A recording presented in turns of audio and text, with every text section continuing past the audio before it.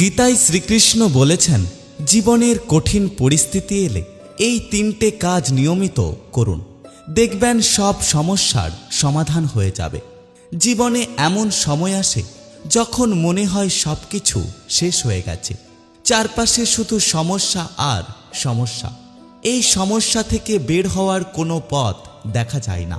ঠিক যেভাবে কুরুক্ষেত্রের যুদ্ধক্ষেত্রে দাঁড়িয়ে অর্জুন ভেঙে পড়েছিলেন, আমরাও ঠিক একইভাবে জীবনের কঠিন পরিস্থিতি এলে ভেঙে পড়ি, আমরা হতাশায় ডুবে যাই। কিন্তু শ্রীকৃষ্ণ শ্রীমদ্ ভাগবত গীতায় এমন তিনটি কাজের কথা বলেছেন, যে তিনটি কাজ নিয়মিত করলে যে কোনো কঠিন পরিস্থিতি থেকে বের হয়ে আসা সম্ভব। প্রথম কাজ, সুখ দুঃখে সমান থাকার অভ্যাস করুন। গীতায় শ্রীকৃষ্ণ বলেছেন, সুখ দুঃখ, লাভ ক্ষতি, জয় পরাজয় সব কিছুতে সমান থাকার চেষ্টা করো। কঠিন সময়ে আমরা সবচেয়ে বড় ভুল করি, আমরা অতিরিক্ত রিয়্যাক্ট করে ফেলি। জীবনে একটা সমস্যা হলেই আমরা মনে করি পুরো জীবনটাই শেষ হয়ে গেছে। শ্রীকৃষ্ণ বলেছেন, দুঃখ এবং সুখ দুটোই সাময়িক। গরমের পরে শীত আসে, শীতের পরে আবার গরম আসে। এটাই হলো প্রকৃতির নিয়ম।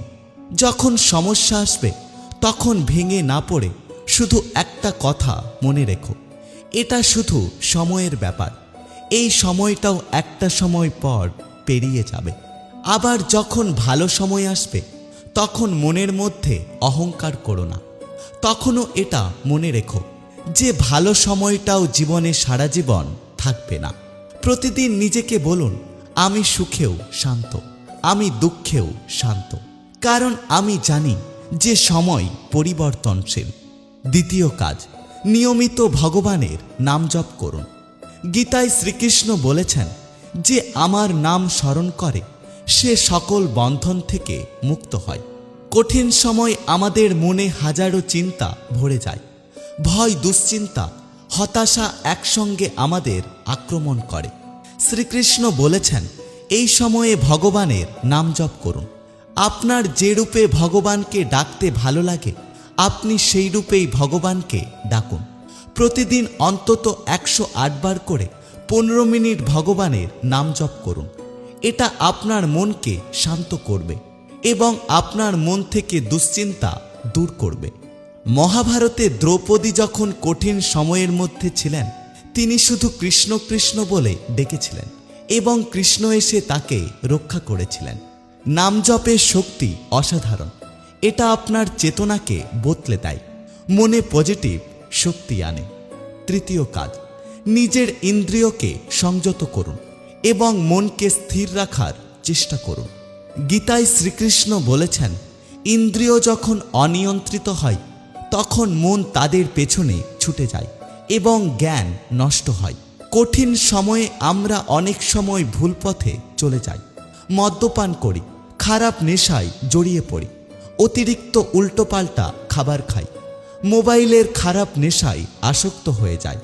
শ্রীকৃষ্ণ বলেছেন, এই সময় ইন্দ্রিয়কে নিয়ন্ত্রণ করা অনেক জরুরি। চোখ, কান এবং জিভ সব কিছুকে অবশ্যই সংযত রাখুন। খারাপ জিনিস দেখবেন না, খারাপ জিনিস শুনবেন না, উল্টোপাল্টা জিনিস খাবেন না।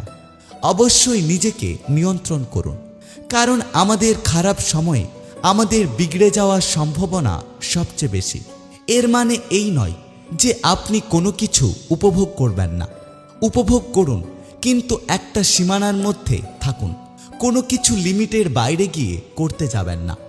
যখন আপনি ইন্দ্রিয়কে নিয়ন্ত্রণ করতে পারবেন তখন আপনার মনও আপনার নিয়ন্ত্রণে হয়ে যাবে এবং মন নিয়ন্ত্রণে হয়ে গেলে কোনো সমস্যাই আপনার কাছে আর বড় মনে হবে না। তাই প্রতিদিন সচেতন থাকুন। আপনি কি দেখছেন, কি শুনছেন, কি খাচ্ছেন, এই ছোট ছোট জিনিসগুলো অবশ্যই লক্ষ্য করুন, কারণ এই ছোট ছোট জিনিসগুলোই আমাদের জীবন বদলে দেয়। তাই আজ থেকে এই তিনটে কাজ করা শুরু করুন, দেখবেন আপনার জীবন এবং মন বদলে যাবে। আমি ভগবানের কাছে প্রার্থনা করি যাতে আপনারা সকলেই সুখ এবং শান্তিতে থাকেন।